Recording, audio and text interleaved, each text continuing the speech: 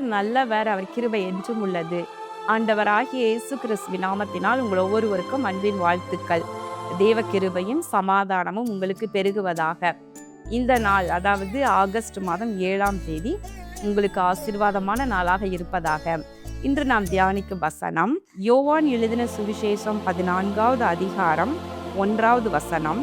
உங்கள் இருதயம் கலங்காதிருப்பதாக. தேவனிடத்தில் விசுவாசமாயிருங்கள், என்னிடத்திலும் விசுவாசமாயிருங்கள். பிரியமானவர்களே, இயேசு மகாராஜா இவ்விதம் சொல்லுகின்றார், உங்கள் இருதயம் கலங்காதிருப்பதாக. கலங்காதிருப்பதாக. தன்னுடைய சீஷர்களை உட்கார வைத்து அவர்களோடு கூட பல ஆழமான காரியங்களை அவர் பேசுகின்றார். எப்படி தான் இந்த பூமியில மரித்து அதற்கு பின்பு உயிரோடு எழுந்து பின்பு நான் பிதாவின் சமூகத்திற்கு சென்று அங்கு நான் என்னெல்லாம் உங்களுக்காக செய்ய போகிறேன் என்பதை குறித்து பின்னாடி வசனங்களில் சொல்லப்படுகின்றது. அவர் சொல்றாரு, என் பிதாவின் வீட்டில் அநேக வாசஸ்தலங்கள் உண்டு, அதில் போய் உங்களுக்காக நான் ஒரு ஸ்தலத்தை ஆயத்தம் பண்ண போகிறேன் அப்படின்னு சொல்றாரு. இப்படியெல்லாம் சொல்லி அவர்களுக்கு பல காரியங்களை சொல்லும் போது, அதற்கு முன்பதாக நான் உங்களை விட்டு நான் போக போறேன் என்பதனால நீங்க கலங்க வேண்டாம், உங்கள் இருதயம் கலங்காதிருப்பதாக என்று சொல்லுகின்றார். அப்போ பூமிக்கு வந்ததும் உங்களுக்காக தான் நான் வந்தேன். நான் திரும்ப வானத்திற்கு ஏறி பரலோகத்தில் இருக்கிற பிதாவின் இடத்துல சென்று அங்கேயும் உங்களுக்காகவே நான் ஒரு ஸ்தலத்தை ஆயத்தம் பண்ண போகிறேன், நீங்க கலங்காமல் திடமனதா இருங்கள் என்று சொல்லி, நீங்க என்னிடத்துல விசுவாசமா இருப்பதோடு தேவனிடத்திலும் விசுவாசமா இருங்கள் என்று சொல்லுகின்றார். பிரியமானவர்களே, தேவ பிள்ளைகளாகிய நாமும் கூட தேவனையும் ஒன்றான மெய் தேவனையும் அவர் அனுப்பினவராகி அவருடைய குமாரனாகிய இயேசு கிறிஸ்துவையும் நம்ம விசுவாசிப்பவர்களாக இருக்க வேண்டும். பழைய ஏற்பாடு, புதிய ஏற்பாடு, 2 ஏற்பாடும் சேர்ந்ததான் முழுமையான வேதாகமம். எனவே 2 காரியங்களும் நமக்கு வேண்டும். பழைய புதிய பொக்கிஷத்துல இருந்து தேறின வேத பாரகன் எவனோ பொக்கிஷங்களை எடுத்து கொடுக்கிறான்னு தான் வசனம் சொல்லுகின்றது. இயேசு கிறிஸ்து என்ன சொல்கிறார்? என்னிடத்தில் விசுவாசமாயிருங்கள், தேவனிடத்திலும் விசுவாசமாயிருங்கள்.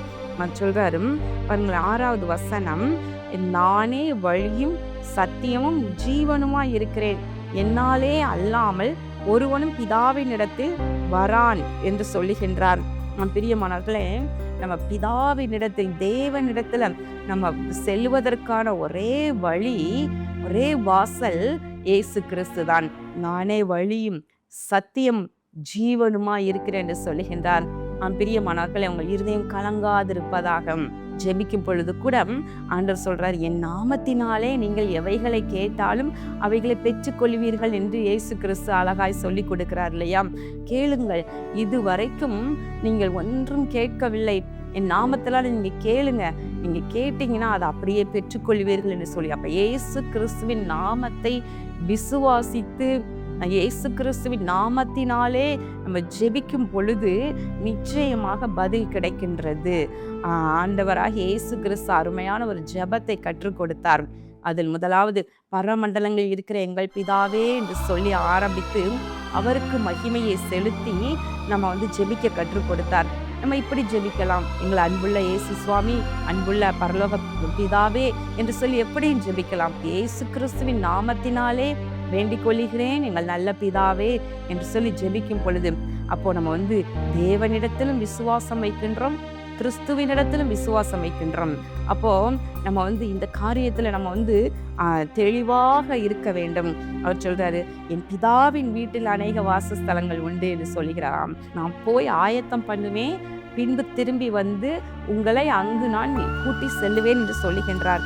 நீங்களும் நான் இருக்கிற இடத்துல இருக்கும்படி நான் மறுபடியும் உங்களை என்னிடத்தில் சேர்த்து கொள்ளுவேன் என்று சொல்லுகின்றார். அப்போ கர்த்தருடைய வார்த்தைகளை எல்லாம் நம்ம விசுவாசிக்க வேண்டும். கிறிஸ்துவின் வார்த்தைகளை எல்லாம் விசுவாசித்து நம்ம வாழ்க்கை என்கிற ஓட்டத்துல நம்ம ஓடிக்கொண்டே இருக்கும் பொழுது நிச்சயமாக அருமையான ஒரு ஸ்தலத்தை பரலோகத்தில் நமக்கு பிதாவின் வீட்டிலே ஆயத்தம் பண்ணி இருப்பார். அதை நம் கண்கள் ஒரு நாள் காணும். அது அங்கே நாம் ஒரு நாள் செல்வோம். கண்களை மூடி ஜெபம் பண்ணுவோமா? எங்கள் அன்பின் பரலோக பிதாவே, இதோ இந்த நாளிலே நாங்கள் தியானித்த உம்முடைய வார்த்தையின்படி தேவ பிள்ளைகளுடைய இருதயம் கலங்காதிருப்பதாக.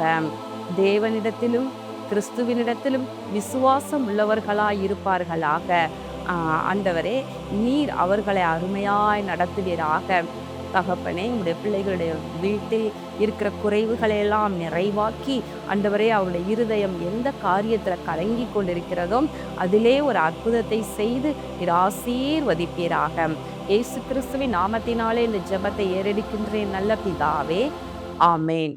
கர்த்தர் உங்களை ஆசீர்வதிப்பாராக. ஆமேன்.